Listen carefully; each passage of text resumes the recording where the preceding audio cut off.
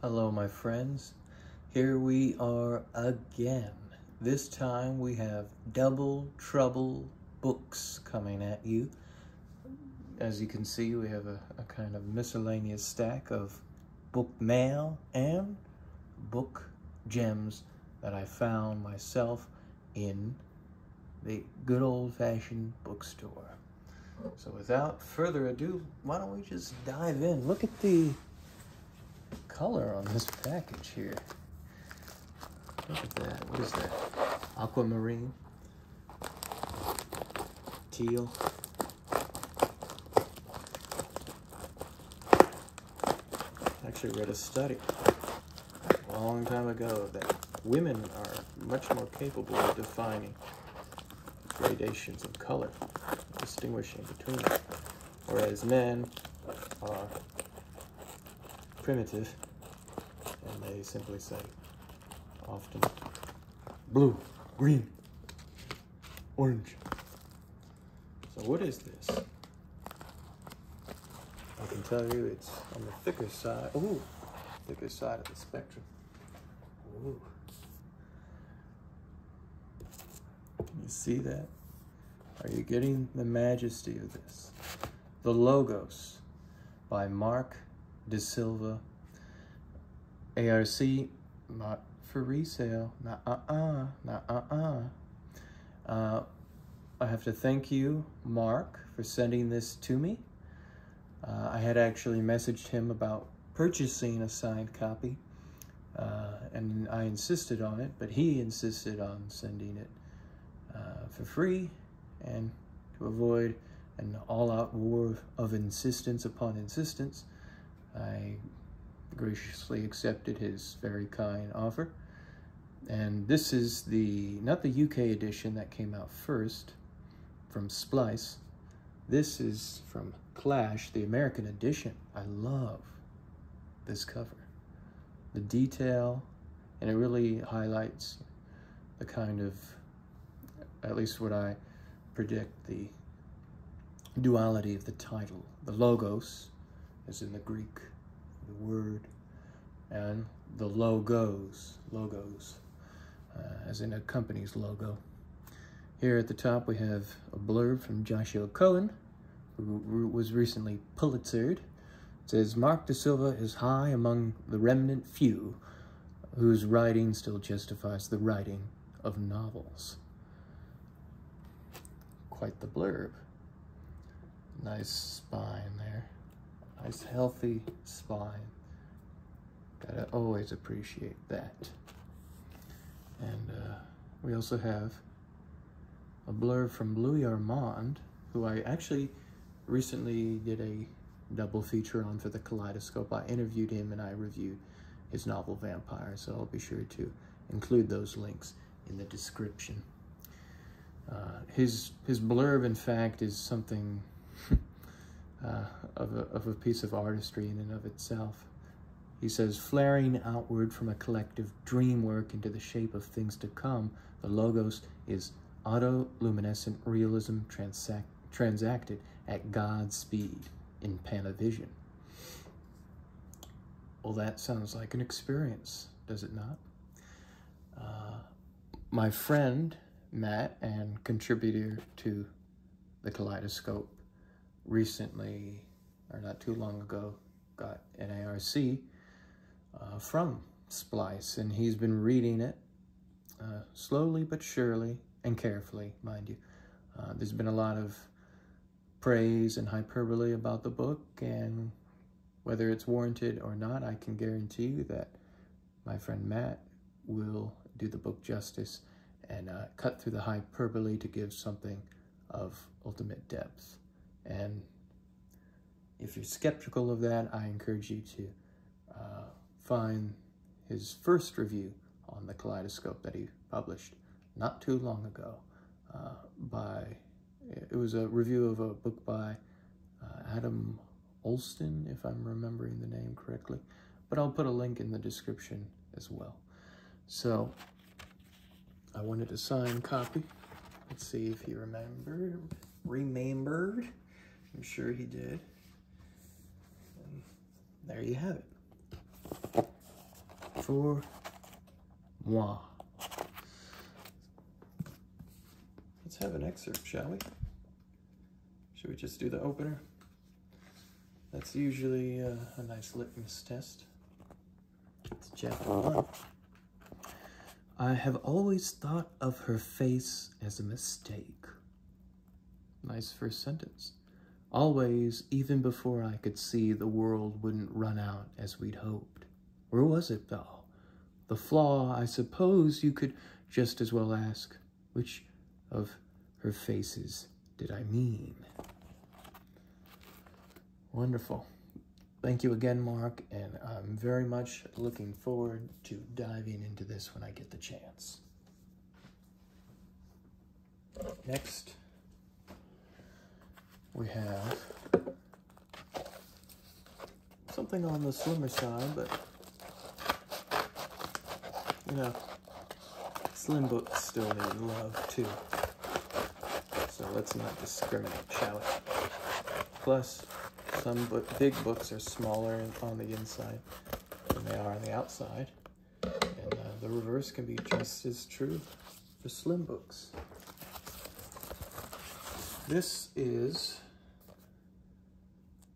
from Dzanc, or Dzanc, or however you want to pronounce it, books.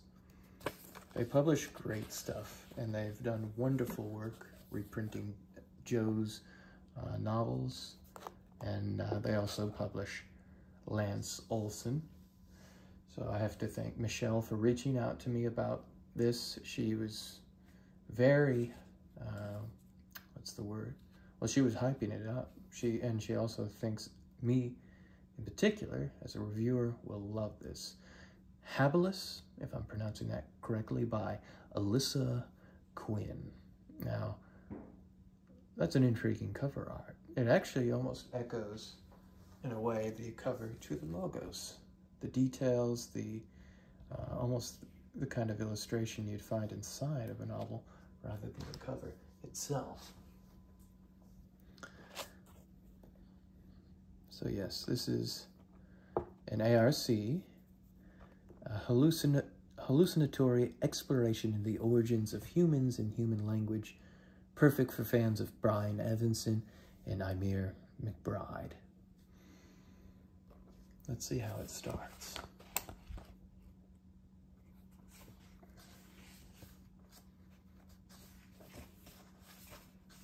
Trying to see here. I guess this is the first page. The museum is a discotheque. From every 9 o'clock p.m. to 2 o'clock a.m. Display cases slosh violet with light, and the wall text bulges and strobes. Martini, please, says a woman, and a martini appears. With a twist, she says. And now there's a curl of lemon ribbon. She fingers the wide aperture of her glass, little trill of acrylic nail, and thinks of how wonderfully language sometimes works. Cigarette? Asks a friend. Yes, please. The flick of a Zippo. Sad, sweet smoke of tobacco and clove. Paper crackling to ash. Slosh violet with light. I love that. This also sounds very promising, and it's described as surreal, labyrinthine galleries. Pick up a copy. Don't wait on me to review this. Pick up a copy. Support indie presses. Same with the logos. I love always getting this extra piece of promotional material. But that's for me to enjoy on my own. Okay, so that's the end of book mail. These books I found through 2 separate visits to 2 different Second and Charles. This is a bookstore that includes records, toys, video games, posters, memorabilia, manga as well, and you'll see about that soon. So there's a lot to go through, and there's plenty of books. Unfortunately, this isn't the biggest haul I've gotten from them, especially considering I went to 2 different ones. But it's still a special haul nonetheless, and I'll tell you right now, for this alone, the Satanic Verses, and if you know me, you know I'm a huge fan of Salman Rushdie, especially his twin pillar masterpieces, The Satanic Verses and Midnight's Children. This, my friends, this is a first edition UK, which I don't have. I have several different editions, including the quote-unquote self-published paperback that was published by the quote-unquote consortium, but not this. And I love this kind of blue marbling almost. It just brings out the colors, and you know you're in for a treat with a cover this bold. Same with the spine. This usually goes for $50 a pop. I got it for $5 or $6, if you count some tax and whatnot, some change. And here's the man himself, Salman Rushdie, who his friend Martin Amis described his hooded eyelids as, if I remember correctly, a falcon looking through a pair of Venetian blinds. How's that for hyperbole? Now, seeing as this is one of my absolute favorite books, I was on a podcast, the Books of Some Substance podcast, BOSS, Boss, and I'll put a link to that, in which I talk about this with my friend David Southard, who is one of the hosts of the podcast. And I'll be appearing on the show again soon to talk about Fables by Alexander Theroux. So stay tuned for that when the time comes. And this is just wonderful. So let's just randomly open and read something, just because, why not?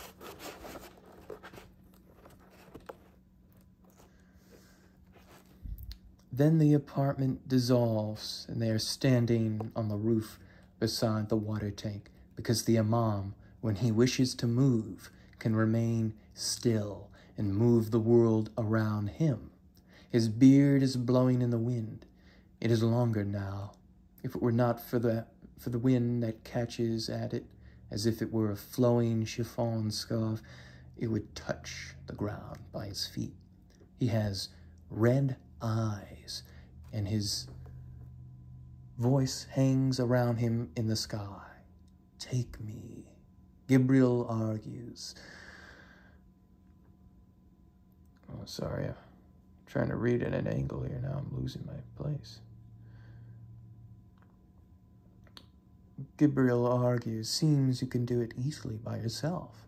But the imam, in a single movement of astonishing rapidity, slings his beard over his shoulder, hoists up his skirts to reveal two spindly legs with an almost monstrous covering of hair, and leaps high into the night air, twirls himself about, and settles on Gabriel's shoulders, clutching onto him with fingernails that have grown into long, curved claws.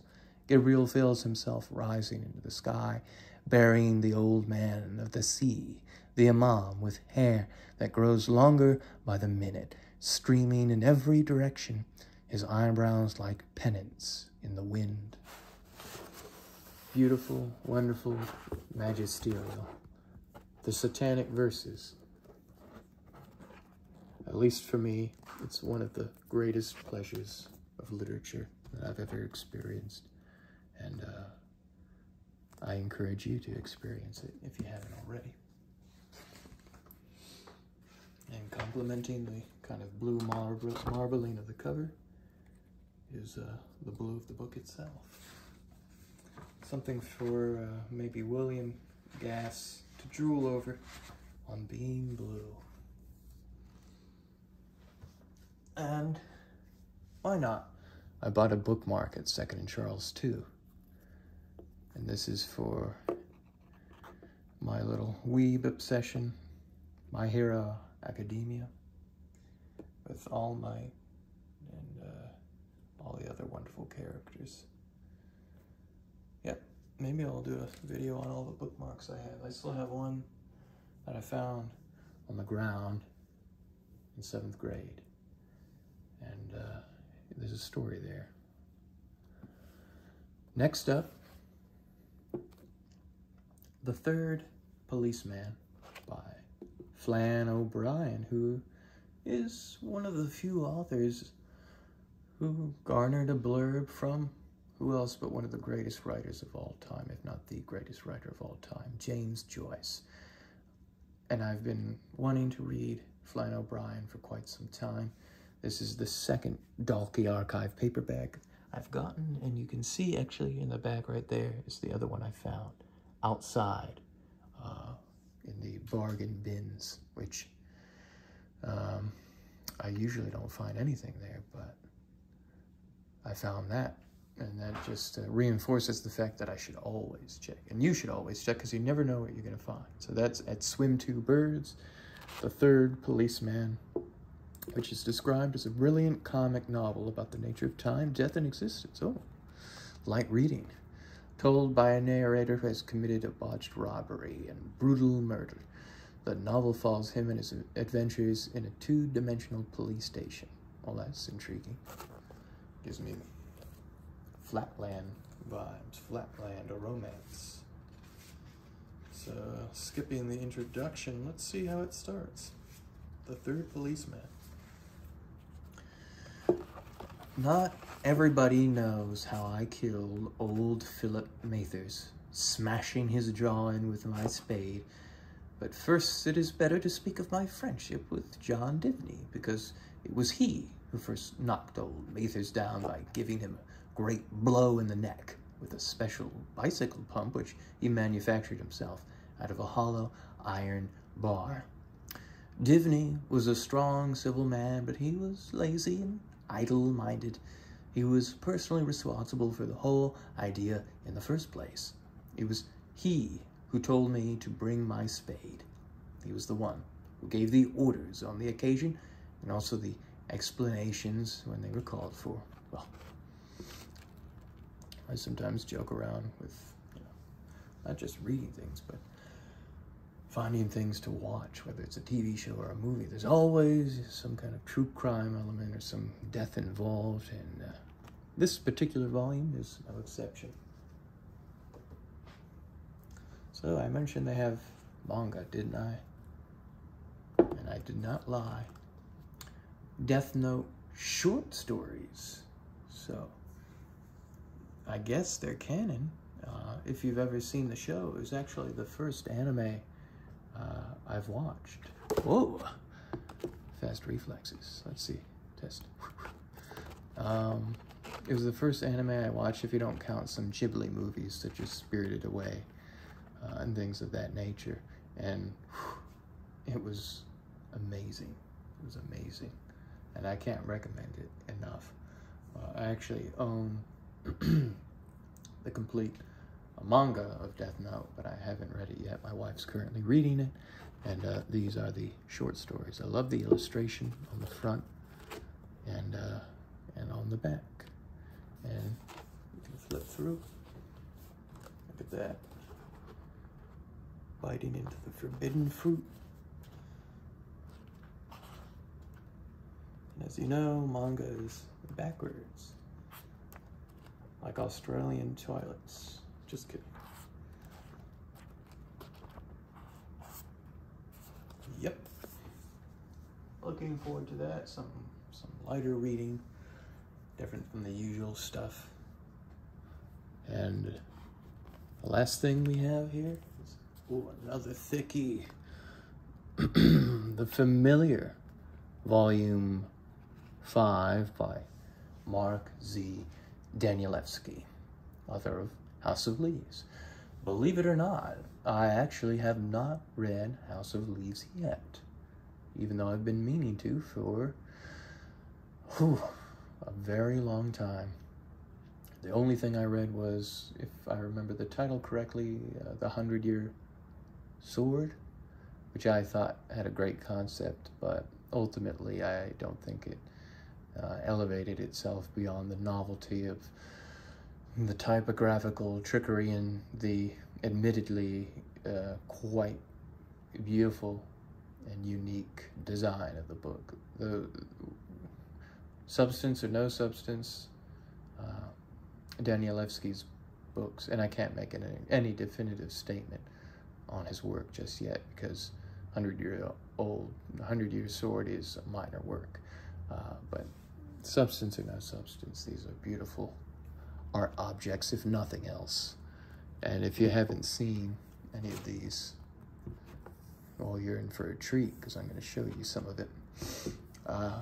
This is the last volume, so now I have all of them. This is supposed to be a crazy amount of volumes. I can't even remember. Was it 88 or something like that? But it got canceled because not enough readers. Go figure. And the average American reads, what, 1 to 2 books per year? And I don't think they're grabbing at Mark Z. Danielewski. Probably some jackass like Bill O'Reilly, if he still is around and not completely canceled. Or James Patterson or something of that nature. But more people should check out stuff like this, no? And just opening it up here first. Look at that. It's just all color. So you can imagine that this, look at that, is extremely expensive to print. So I'm sure I'm not the only one who's wondering if this will ever see the light of the day, the other volumes, but probably not. You know, crowdfunding is a possibility. I don't know if old Marky Mark has thought of doing that or not, but I guess time will tell. But this, oh, there's something cool. Love that. Love that. That's some space Carl Sagan energy right there. Oh, there it is again. Some of the other volumes, I thought they had even more stuff like this, but who knows. Yeah, I haven't read any of it. I'll probably read House of Leaves before I dive into the familiar, but there's also this other one, the only book that you can drive, Only Revolutions. And at least the Joycean flavor of the prose has got to be entertaining to some degree or another. So yeah, looking forward to all this. I hope you enjoy looking at my haul, the book mail. Let me know what caught your attention, what caught your eye out of all this stuff. And also let me know in the comments, what have you gotten recently, whether it's in the mail or something you hunted down and experienced that thrill of the hunt, that high that we're always chasing us bibliophiles. So thanks for watching, and I'll see you next week or maybe even sooner.